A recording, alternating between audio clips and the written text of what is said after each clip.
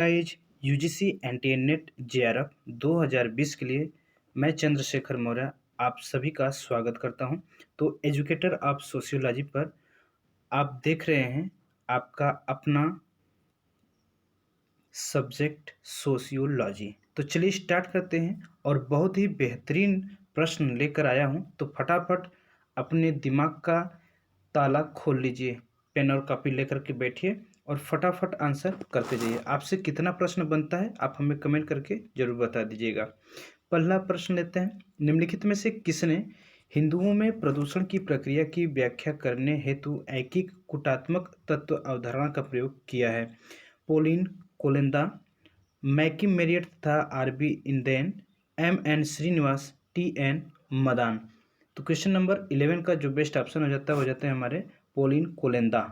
इन्होंने कूटात्मक तत्व अवधारणा का प्रयोग किया था पोलिन कोलेंदा ने। ठीक है, नेक्स्ट क्वेश्चन लेते हैं। Question number 12। श्रीनिवास ने जाति में गतिशीलता को सामाजिक एवं सांस्कृतिक परिवर्तन की प्रक्रिया की तरह समझाया। संस्कृतिकरण, निरपेक्षतावादीकरण, पाश्चात्यीकरण या आधुनिकीकरण। तो सभी लोगों को पता है, अगर आपने मेरा वीडियो नहीं देखा है तो प्लेलिस्ट में पड़ी हुई है, तो सारी वीडियो आप बारी बारी से देख लीजिए।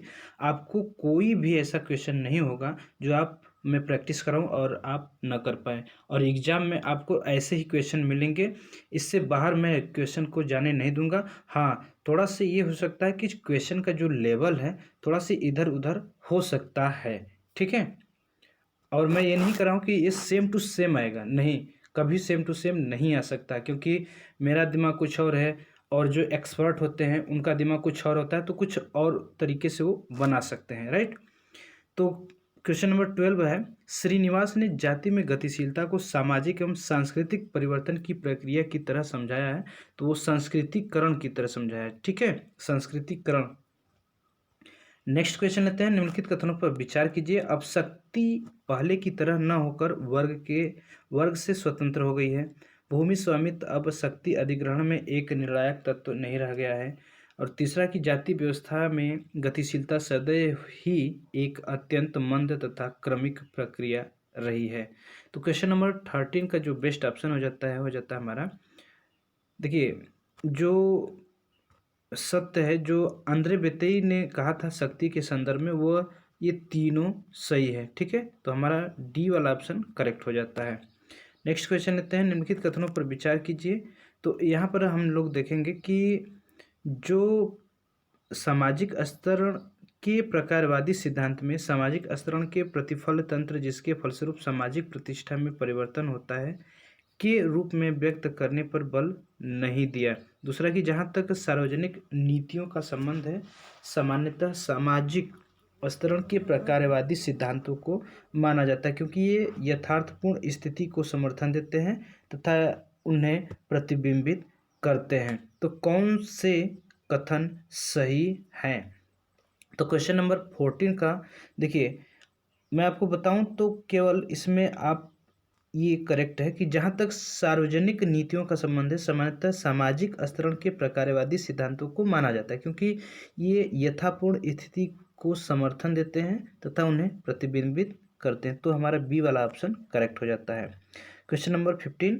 सामाजिक स्तरण जो संबंध व्यक्तियों द्वारा निष्पादित किए हुए वास्तविक कार्य से विशेष व्यक्तियों, संस्थाओं या दोनों के अधीन संसाधनों, उत्कृष्ट शक्ति तथा नियंत्रण से निकलते हैं, से अभिप्राय है असमानता, अनुचित वितरण, भेदभाव या शोषण। तो क्वेश्चन नंबर 15 का जो बेस्ट ऑप्शन हो जाता है हमारा असमानता, यानी ए वाला ऑप्शन करेक्ट हो जाता है। क्वेश्चन नंबर 16 पर चलते हैं। श्रीनिवास ने अपनी पुस्तक social change in modern India में निम्नलिखित में से कौन सा मत प्रस्तुत किया है? बहुत ही बेहतरीन प्रश्न है। जाति व्यवस्था पूर्णतया बंद व्यवस्था है, जाति व्यवस्था पूर्णतया खुली व्यवस्था है, जाति व्यवस्था में गतिशीलता का अवसर निहित है, या जाति वर्ग की तरह होती है। तो क्वेश्चन नंबर 16 का जो बेस्ट ऑप्शन हो जाता है वो हो जाता है हमारी जाति व्यवस्था में गतिशीलता का अवसर निहित है। Question number 17। जजमानी व्यवस्था आदान प्रदान सेवा तथा जाति आत्मनिर्भरता का प्रकार है और परंपरागत ग्रामीण भारत में व्याप्त है। एकांतिक सेवा तथा जाति आत्मनिर्भरता का प्रकार है और भारत में व्याप्त है। पारस्परिक सेवा तथा जाति आत्मनिर्भरता का प्रकार है और ग्रामीण भारत में व्याप्त है। और डी है कि आदान प्रदान सेवा तथा जाति आत्मनिर्भरता का प्रकार है और आधुनिक भारत में व्याप्त है। तो क्वेश्चन नंबर 17 का जो बेस्ट ऑप्शन है वो जाता है हमारा सी। क्वेश्चन नंबर 18 पे चलते हैं। मैक्स वेबर के अनुसार निम्नलिखित में से जाति व्यवस्था की कौन सी दो मुख्य विशेषता है? सहभोजित्व, पदक्रम, शुद्धता या वैवाहिकता। क्वेश्चन नंबर 18 देखिए, सहभोजित्व और वैवाहिकता ये दोनों मैक्स वेबर के अनुसार क्या है? जाति व्यवस्था की विशेषता है, सहभोजित्व और वैवाहिकता। अगर आपको पूरा वीडियो प्रैक्टिस सेट सही करना है तो हमारे जो प्लेलिस्ट में पड़ी हुई वीडियो यूनिट वाइज सभी आप देख लीजिए बारी बारी से, आप सब कर पाएंगे। क्वेश्चन नंबर 19, सामाजिक केशित्व की अवधारणा निम्नलिखित में से किसने प्रयोग की? A Bose, L Wirth, L Dumont, R K Mukherjee. तो क्वेश्चन नंबर 19 का जो बेस्ट ऑप्शन होता है वो हो जाता है हमारे एल डूमा।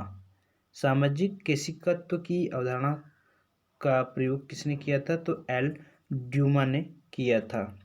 क्वेश्चन नंबर 20, जाति परिस्थिति में सुधार हेतु अभिलाषाएं सामान्य है पर यह सब उपलब्ध नहीं होती जब तक जाति अनुष्ठानिक शुद्धता न कर ले, समूह मान्यता प्राप्त न कर ले, शक्ति तथा विशेषाधिकार प्राप्त न कर ले या शासन में जान पहचान प्राप्त न कर ले। तो क्वेश्चन नंबर 20 का जो बेस्ट ऑप्शन होता है वो हो जाता है हमारा समूह मान्यता प्राप्त न कर ले। तो वीडियो को लाइक भी करते रहिए और शेयर भी करते रहिए, क्योंकि देखिए लाइक और शेयर से हमें कुछ मिलता नहीं है, कोई पैसा हमें नहीं मिलता है, बस हमें थोड़ा मोटिवेशन मिलता रहता है। और करंट अफेयर आता है आपके पेपर 1 में, तो उसका लिंक मैं आपको वीडियो के डिस्क्रिप्शन में दे दूंगा, इसी वीडियो के डिस्क्रिप्शन में दे दूंगा। तो प्रतिदिन वहाँ पर वहाँ पे क्लास मतलब इस तरह से प्रैक्टिस सेट होता रहता है फुल एक्सप्लेन के साथ, तो वहाँ पर भी आप देख सकते हैं। उस चैनल का नाम है ग्लो विद शेखर। तो वो उस वीडियो का लिंक मैं दे दूंगा, तो डायरेक्ट आप वहाँ उस वीडियो पर देख सकते हैं, क्योंकि करंट अफेयर भी आपको 1 से 2 प्रश्न देखने को मिल जाता है। क्वेश्चन नंबर 21, जातिगत स्तरीकरण के संदर्भ में निम्नलिखित में से किसके द्वारा पदक्रम को प्रयोग में लिया गया और भारतीय समाज को पदक्रमित माना? L Dumont, M N Srinivas, S C Dube या एफ बेली। तो 21 का जो बेस्ट ऑप्शन हो जाता है हमारे एल डूमा है। 22, निम्नलिखित में से किन अवधारणाओं के अंतर्गत मेरियट ने रचनात्मक की व्याख्या धर्मग्रंथीय रोल्टर से ईश्वर को एक विशिष्ट स्थान के वास्तविक तथा स्थानीय प्रवृत्तियों द्वारा की है? सार्वभौमिकीकरण तथा संकुचितीकरण, सामान्यीकरण तथा सार्वभौमिकीकरण, संकुचितीकरण तथा विशिष्टीकरण, विशिष्टीकरण तथा बहुलवाद। तो क्वेश्चन नंबर 22 का जो बेस्ट ऑप्शन होता है वो हो जाता है हमारा सार्वभौमिकीकरण तथा संकुचितीकरण। नेक्स्ट क्वेश्चन है, संस्कृतिकरण का व्यापक अर्थ है क्षैतिज गतिशीलता, सांस्कृतिक ऊर्ध्वगामी गतिशीलता, संरचनात्मक गतिशीलता, स्थानीयकरण। तो 23 का जो बेस्ट ऑप्शन है वो हो जाता है हमारा सांस्कृतिक ऊर्ध्वगामी गतिशीलता। नेक्स्ट क्वेश्चन है, स्तरीकरण व्यवस्था सामान्य मूल्यों से व्युत्पन्न होती है, निम्नलिखित में से किसने कहा? Kingsley Davis, Talcott Parsons, Melvin M Tumin या माइकल यंग। क्वेश्चन नंबर 24 का जो बेस्ट ऑप्शन है वो हमारे हो जाते हैं टालकाट पार्सन्स, यानी इसका बी वाला ऑप्शन करेक्ट हो जाता है। क्वेश्चन नंबर 25, निम्नलिखित विज्ञप्तियों में से कौन सही है? सामाजिक स्तरीकरण समाज का उच्चतर एवं निम्नतर सामाजिक इकाइयों में क्षैतिज विभाजन है, या सामाजिक स्तरीकरण व्यक्तियों की सांस्कृतिक पृष्ठभूमि पर आधारित है, या सामाजिक श्रेणीकरण समाज के समूहों में विभाजन की तटस्थ व्यवस्था है? तो 25 का जो बेस्ट ऑप्शन होता है हमारा वो हो जाता है सामाजिक स्तरीकरण समाज का उच्चतर एवं निम्नतर सामाजिक इकाइयों में क्षैतिज विभाजन है। ठीक है, तो इस तरह से हमारा ये वाला ऑप्शन करेक्ट हो जाता है। तो वीडियो को लाइक कर दीजिए और वीडियो को अधिक से अधिक शेयर कर दीजिए। तो जो डिस्क्रिप्शन में लिंक होगा उसे आप ज़रूर देख लीजिएगा, करंट अफेयर का है, तो क्योंकि क्वेश्चन आता ही आता है।